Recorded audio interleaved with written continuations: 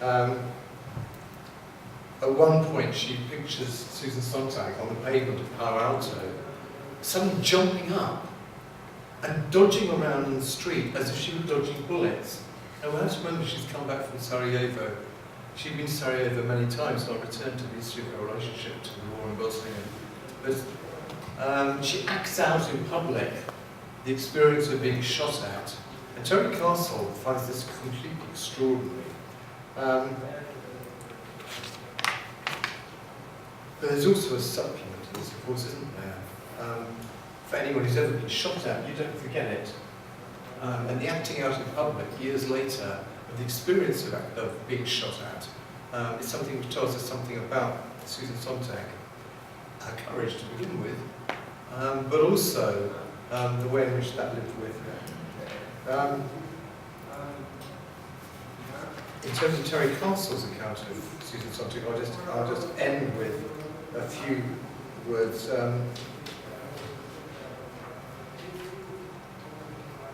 I think she was fully conscious of and took great pride and pleasure in the erotic spell she exerted over other women. I would be curious to know how men found her in this regard. A few times I saw her with men around, they seemed to relate to her as a kind of intellectually supercharged eunuch. The famed Natalie Wood looks of her early years notwithstanding, she seemed uninterested in being an object of heterosexual desire, and the males responded accordingly. It was not the same with women, and least of all with her lesbian fans. Amongst the susceptible, she never lost her sexual majesty. She was quite fabulously butch, perhaps the butchest one of all. She knew it and basked in it like a big lady she-cat in the sun. Can I have the next image, please? This is the image which people from my generation grew up. The earlier generation of intellectuals before us, they were very dreary looking people on the whole. Susan Sontag was glamorous. My God, she was glamorous. If you knew her only from photographs as a teenager here in the United Kingdom, I suspect the same was the case in many parts of America. What Susan Sontag does say in one of the anecdotes in this book concerns Virginia Woolf. They're talking about Virginia. Oh, she was a genius, says Susan Sontag. And Terry Castle rather naughtily says, do you really think that Orlando is going to work a genius? And Susan Sontag goes up the wall, she goes completely crazy. She says, of course it's not a genius, but you judge people by the best, not by the worst. Of course, one loves Orlando, but not that's her best book. I think that's very important, actually, advice. Although it's rather thrown away in the course of Terry's account, one should judge people by their best work.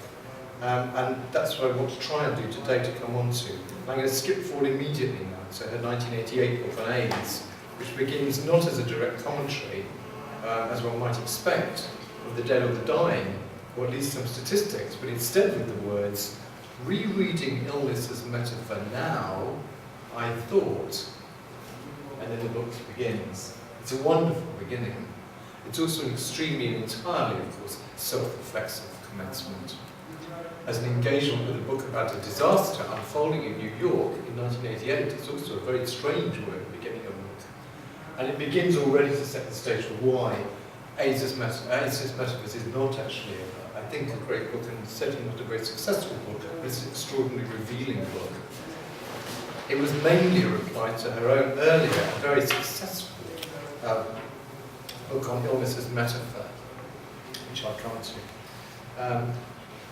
It had no aim to be in any way a journalistic account of the early years of the epidemic, but rather it offers a series of reflections, mainly on the relationship of representations of AIDS and the metaphor of plague in particular to earlier metaphors of epidemic illness, and of course metaphors of cancer, which she'd written about so eloquently in her most famous and successful book,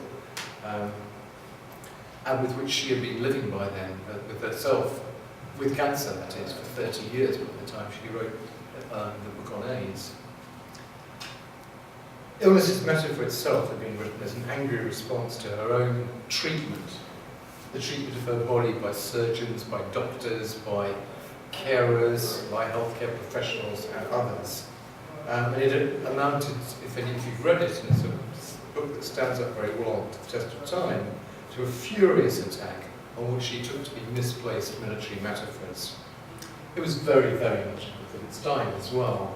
I don't think she understood quite how timely it was. It fitted in exactly with a feminist discourse on the body, on illness, and many other writers on similar themes. She argued such metaphors lead one to identify illness as some kind of localized invader to be treated in isolation from the rest of the body. The sheer crudeness of the metaphoric landscape of cancer with its wars and its invasions motivated her insistence on a holistic approach to illness, an approach which many of us, I think, would probably take for granted by this stage of the 21st century, but which was by no means common in the 1970s. It also seems, by the way, I think, at another level of criticism, because she was always working on different levels at the same time, towards the kind of impossible idea of a language somehow entirely free of metaphor. And that in time, of course, she came to realise, very much like Roland Barthes, was a fantasy. If you remember the classic literature of semiotics, denotation and connotation, we want to learn it 101. But of course it's also something which you learn 101 because they're useful words, but not because it's a theory that does justice either to language or to the world we live in, let alone to people and complex psychic realities. And Susan Sontag equally, in the end, saw quite clearly that there could be no language without metaphor. Metaphor is language, we might say. Language is metaphor.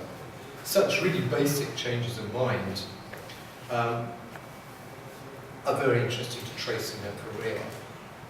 And also, of course, the clarity and the accessibility of the language in which those changes of mind take place, unlike the writings of Roland Barthes. Her rather exaggerated dislike of universities didn't, at the same time, disguise the fact that probably a professorship could have been hers anywhere in time if she'd actually wanted one. Illness as metaphors, I suggest, was part of a wider cultural change in relation to popular conceptions of culture, in which it exercised no small role itself. I don't think, actually, she was ever really very interested or understood the precise mechanisms of prejudice at work in relation to HIV as was written just at the moment when HIV was identified. She was writing about a stage of the epidemic before the cause was even known.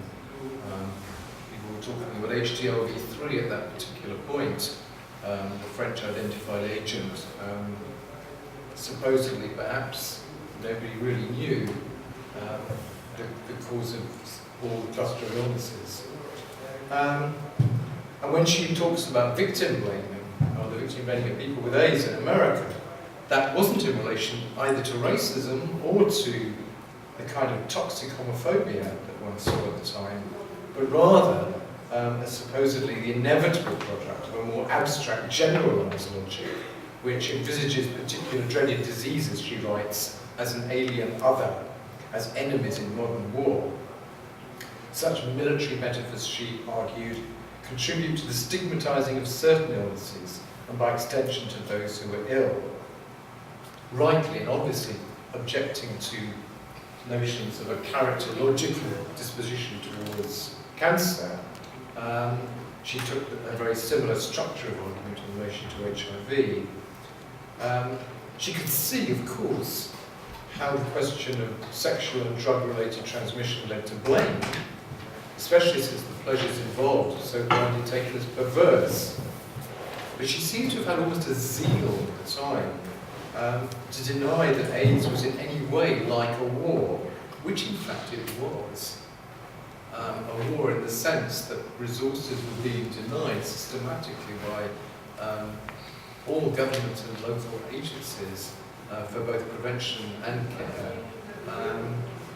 It seemed like a war on a particular group, small population groups.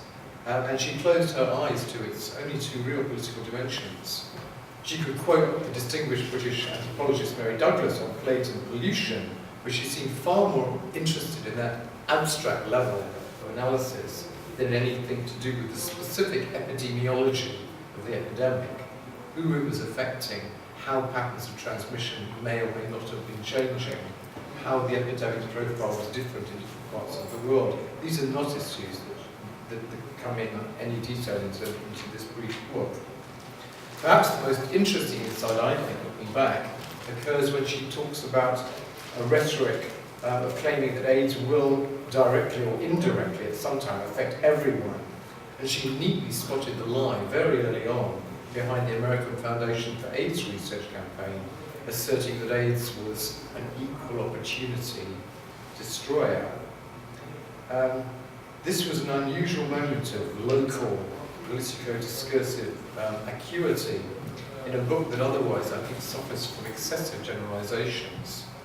Her attention in the book's final pages to the media rhetoric of global apocalypse is surely also a reflection of her admiration for the work of Maurice Blanchot, beyond more than anything else. If you read Blanchot's The Writing of the Disaster, which is published in Paris in 1980, and in English from Nebraska in 1986, he writes, I'm just going to quote very briefly here, "The disaster ruins everything, all the while leaving everything intact. It does not touch anyone in particular. I am not threatened by it, but spared, left aside. It is in this way I am threatened. We are on the edge of disaster without being able to situate it in the future. It is rather always already past. And yet we are on the edge of it, always under threat.